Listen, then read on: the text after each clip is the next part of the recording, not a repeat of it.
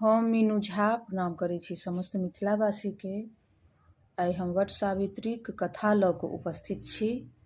सब गोटेके बहुत बहुत शुभकामना, बधाई। बरसाइत पूजाके कथा ई सुनू, किछु त्रुटि हुए ताहिके लेल क्षमा चाहब। धन्यवाद। जय मिथिला, जय मैथिली। एक दिन पार्वती शंकर जीसँ कहलखिन, हे भगवान, प्रभास क्षेत्र स्थित ब्रह्मा जी के प्रिया सावित्रीक चरित्र हमरा सुनाउ, जाहिमे हुनकर इतिहास होय आ पतिव्रत देवावाला सौभाग्यक महान व्रतक महात्म हुए। तहन शंकर भगवान कहलनि, हे देवी, प्रभास क्षेत्र स्थित रहनिहारी सावित्री नामक स्थान में राजकन्या सावित्री जाहि तरहे वट सावित्री व्रतक पालन कैलनि से सुनू। मध्य देश में एक धर्मात्मा अश्वपति नामक राजा छलाह। ओ क्षमाशील, निसंतानी, सत्यवादी आ इंद्रिय के बस में रखनिहार छलाह। ओ प्रभास क्षेत्र के यात्रा कैलनि। ओ विधि पूर्वक यात्रा करैत सावित्री स्थल पर पहुँचलाह। ओही ठाम ओ राजा अपन रानीक संग एहि व्रत के कैलनि, जकर नाम वट सावित्री अछि, जे सब तरहक कामना के पूर्ण करैत अछि। एहि व्रत सँ प्रभावित भऽ साक्षात ब्रह्माक पत्नी सावित्री राजा पर प्रसन्न भेलखिन। कमंडल धारण कैनिहारी सावित्री देवी दर्शन देलाक बाद अलोपित भऽ गेलीह। आ बहुत दिनक बाद ओहि राजाक ओहिठाम देवीक समान रूप वाला कन्या भऽ जन्म लेलनि। सावित्रीक पूजा कयलाक बाद जे कन्या सावित्रिये सन उत्पन्न भेल, तकर नाम ब्राह्मणक राय सँ राजा सावित्रिये रखलनि। ओ कन्या ठीक लक्ष्मीये सन रूपवती युवावस्था के प्राप्त कैलनि, जकर मध्य भाग सुंदर आ बृहत नितंबर रखनिहारी सोनक प्रतिमा सन लगैत छल। लोक ओकरा देव कन्या बुझय लागल, ओहन जे तेजस्वी आ अग्निक समान प्रज्वली भेनिहारी भृगु द्वारा कहल गेल सावित्री व्रत करय लगली।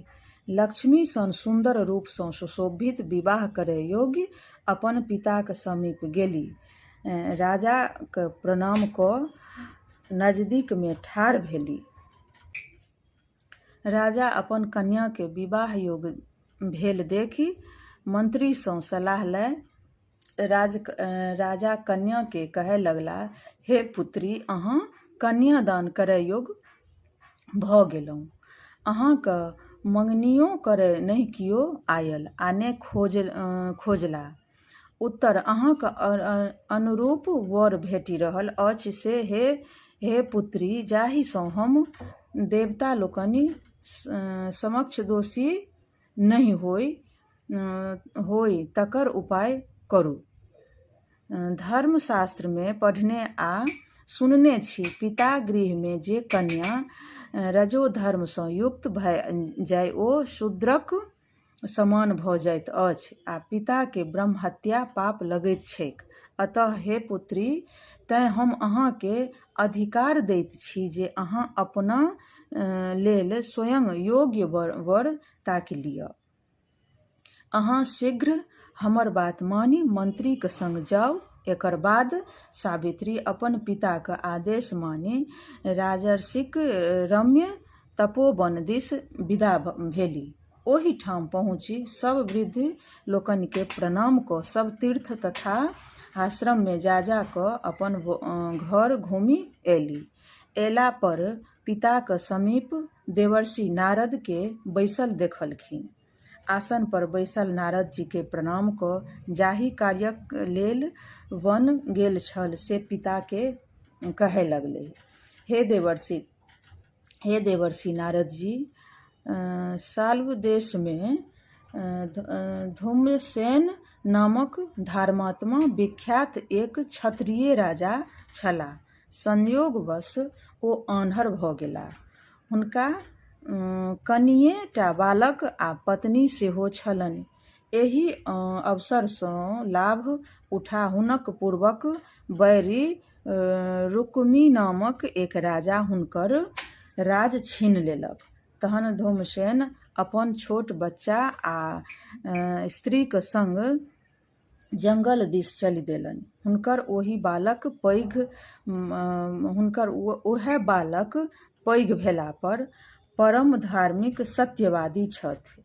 हम हुनके अपन अनुरूप वर बूझि वरण कऽ लेलहुँ। ई सुनि नारद जी कहै लगला, हे राजा, सावित्री ई बड़ कष्टप्रद कार्यक्रक लेल बल बुद्धि रहलासँ ई केवल गुणवान बूझि सत्यभान के वरण कऽ लेलक। हुनकर पिता सत्यवादी छथिन, माय सेहो सत्यवादी छथिन आ ओ स्वयं सेहो सत्यवादी अछि। अस्तु ओकर नाम मुनि लोकनि सत्यवान रखने छथिन। हुनका घोड़ा प्रिय छनि। ओ नित दिन माटिक घोड़ा बनबैत छथि, चित्रोमे घोड़े लिखैत छथि। एहिसँ हुनका चित्राश्व सेहो कहल जाइ छनि।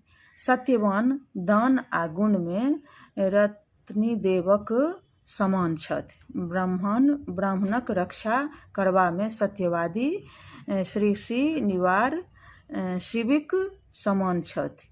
यताति सन उदार बालक धूमतसेनक समान बलवान छथि।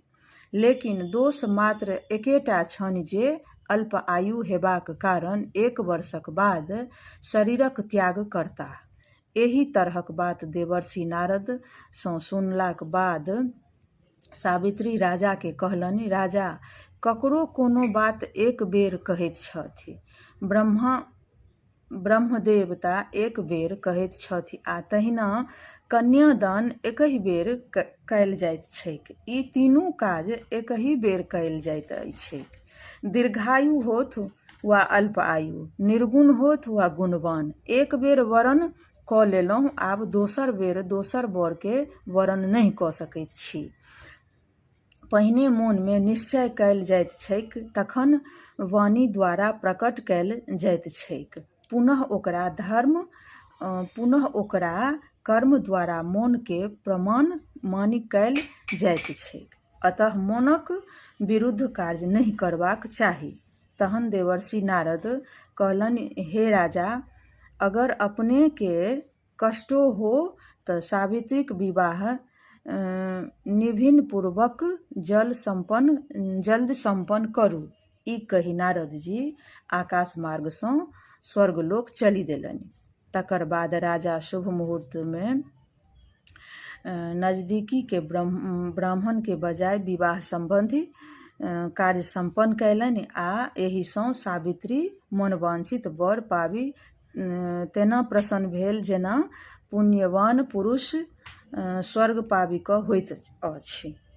पुनः शिवजी पार्वती सँ कहैत छथि, हे पार्वती, एहि तरहे ओहि आश्रम में सत्यवान आ सावित्रीक किछु समय बीतल। ओहि समय में सावित्रीक मोन में केवल नारद द्वारा कहल गेल बनल बात रहैत छल। सावित्रीक मोन में नारद जी द्वारा कहल गेल बात रहैत छल। ओकर बाद ओ समय आबि गेल जाहि में सत्यवान के शरीर त्याग करक छल। सावित्री नारद जी क कथा अनुसार ज्येष्ठ शुक्ल द्वादशी तिथि क सायंकाल आइ सँ 4म दिन हमरा पति के शरीर त्याग करऽ के छनि। ई बुझि 3 रात्रि तक निराधार रहऽ के उद्देश्य राखी राति दिन आश्रम में स्थिर रूप सँ रहै लगला। ओ 3 राति बीतला पर मरण तिथि वाला दिन स्नान कऽ देव तर्पण कयलाक बाद सावित्री सासु ससुर के प्रणाम कयलनि। एकर बाद सत्यवान लकड़ी लय जंगल दिस चलल। सावित्री सेहो अपन पतिक पाछू पाछू चलल। वन में पहुँची सत्यवान शीघ्रहि फल फूल कुश आ सुखायल लकड़ी एकत्र क लेलक। जेबा योग्य बोझ बनाओल। जारनि काटैत फाड़ैत सत्यवानक माथ में दर्द होबय लगलनि।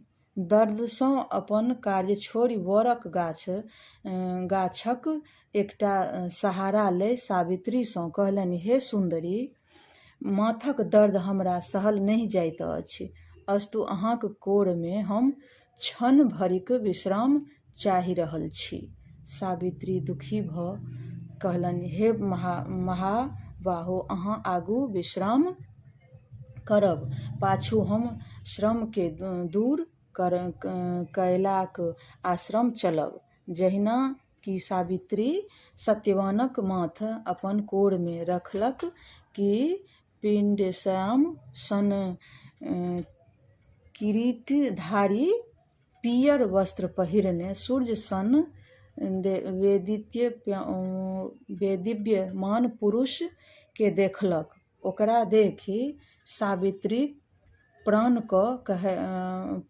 क कहे लगल, अहाँ देवता छी कि दैत्य, से हमरा धर्मच्युत करौ एहि अयलहुँ अछि। हे पुरुष श्रेष्ठ, हमरा लहरैत अग्निक समान बुझू। पृथ्वी पर सब प्राणीक लेल स्थान छैक, लेकिन स्त्रीक लेल पति छोड़ि दोसर कोनो स्थान नहि छैक। एहि तरहक धर्मसँ भरल अर्थपूर्ण वाक्य सुनि सूर्यपुत्र यमराज प्रसन्न भ सावित्रीसँ कहल, हे भामिनी, हम तोरासँ प्रसन्न छी। तोहर कल्याण हो तो हमरासँ वर मांग। सावित्री सेहो विनयपूर्वक माथा झुका क अपना लेल राज्य पावक वर मांगलनि। अपना महात्मा स्वरूपक लेल देखल शक्ति, पिताक लेल 100 पुत्र आ अपना लेल 100 पुत्रक वरदान मंगलनि। पतिक लेल पुनर्जीवन दान तथा निरंतर धर्म सिद्धिक प्राप्ति वरक वरदान मंगलनि। एहि तरहे वरक याचना केला पर धर्मराज सेहो अभीष्ट वर प्रदान क वापस चलि गेला। एकर बाद सावित्री पतिक जीवनदान प्रदान क प्रसन्न चित्त अपन आश्रम वापस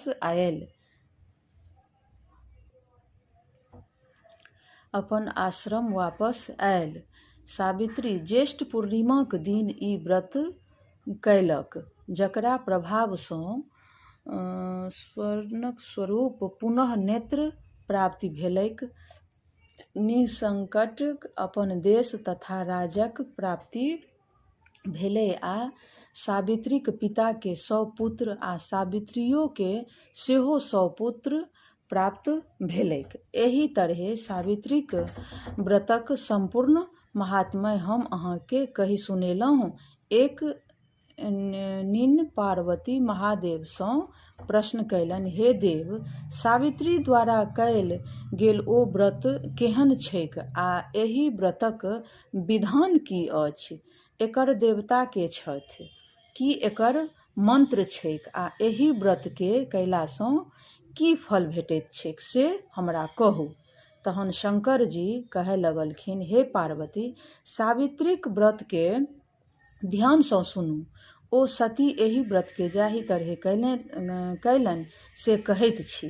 ज्येष्ठ शुक्ल त्रयोदशी तिथि क प्रातः तदनी में केला बाद 3 रात्रि तक उपवास कयलनि। यदि उपवास करबा में असमर्थ होइ त जितेंद्रिय भ त्रयोदशीक रात्रि में उपवास करी, या चतुर्दशी दिन में बिन मंगने जे अन्न प्राप्त हो तकरा ग्रहण करी आ पुनः पूर्णिमा दिन उपवास करी। प्रतिदिन पोखरि नदी आ झरना में स्नान कयलासँ सर्व स्नानक फल प्राप्त होइत छैक। पूर्णिमाक दिन सरिसों आ मृत्तिका मिश्रित जलसँ स्नान करबाक चाही। बाँसक डाली में सब अवशयसँ सुशोभित सुवर्ण माटी अथवा काठक बनल सावित्रीक प्रतिमा के राखी ओहि में सावित्रीक लेल रक्त वस्त्र आ ब्रह्माक प्रतिमा लेल श्वेत वस्त्र दी। एही तरहे ब्रह्माक संग सावित्रीक यथाशक्ति गंध पुष्प धूप दीप नैवेद्य ल पूजा करी। एही तरहे विधिवत सावित्री पूजा क पूजा स्थल पर रात्रि जागरण करी।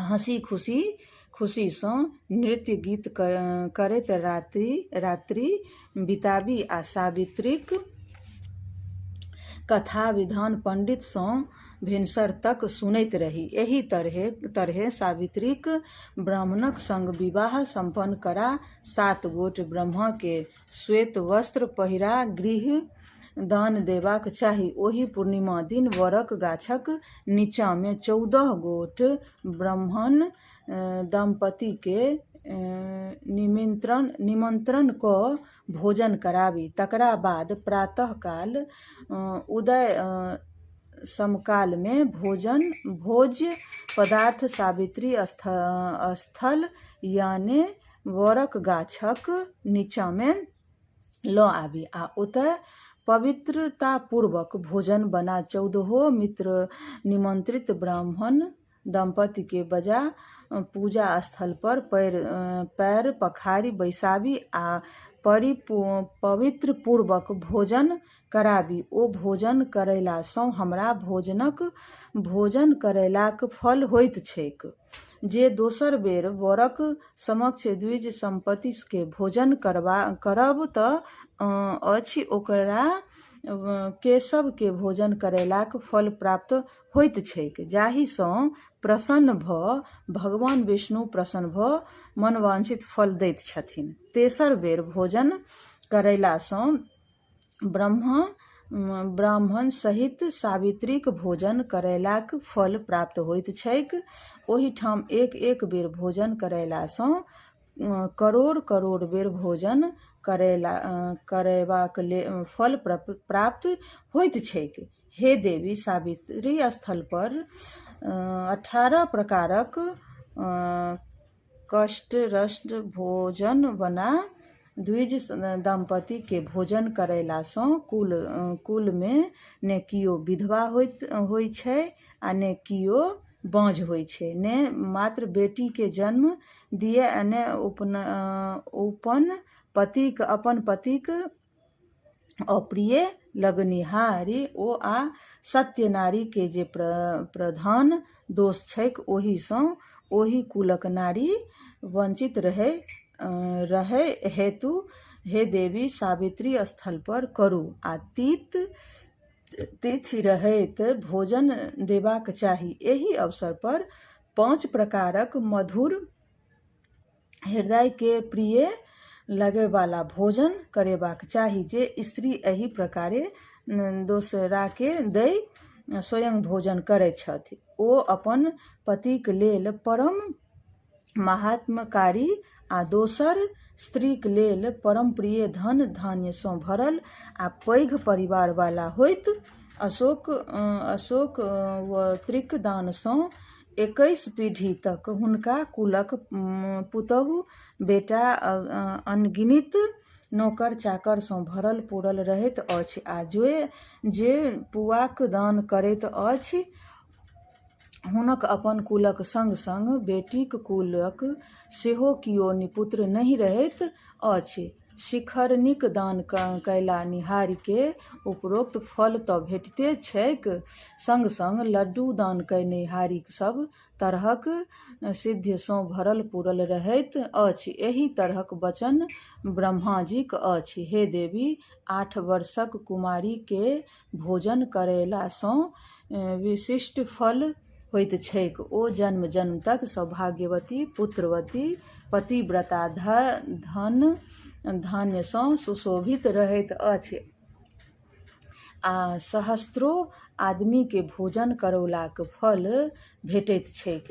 हृदयके प्रिय लागैवाला मधुर वेश, शर्बत, खटमिठी इत्यादि जे ओहि निमंत्रित द्विज दंपतिके दै वटसावित्री पहिरा कऽ अंतमे नारियल देबाक चाही आ बादमे प्रणाम कऽ विसर्जन कऽ दी। एहिसँ निवृत्त भऽ अपन परिवारक संग मिलि पूजा स्थलसँ घर आ भोजन करक चाही।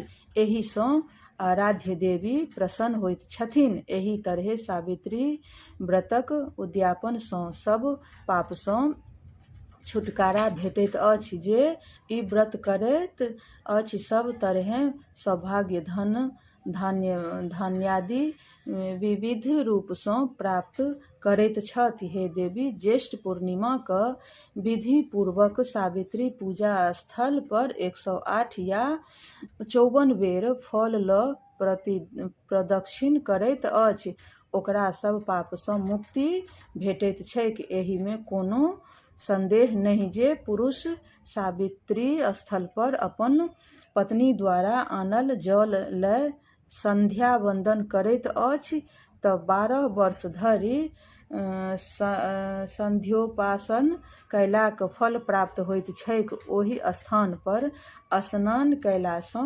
अश्वमेध यज्ञ कयलाक फल भेटैत छैक। दान कयलासँ 30 गुना फल आ उपवास करैलासँ तथा कथा सुनलासँ अनंत फल प्राप्त होइत छैक। कथा सुनि पूजित देवताक विसर्जन कऽ उत्सर्गित वस्तु जात अइहब लोकनिके बीच वितरण कऽ तहन गीतनाद करैत पूजा स्थलसँ घर आबी। ई छल वटसावित्रीक कथा। एहिमे जे किछु भी त्रुटि भेल हुए उच्चारणके लेल ताहिसँ क्षमा प्रार्थी छी। धन्यवाद। जय मिथिला। जय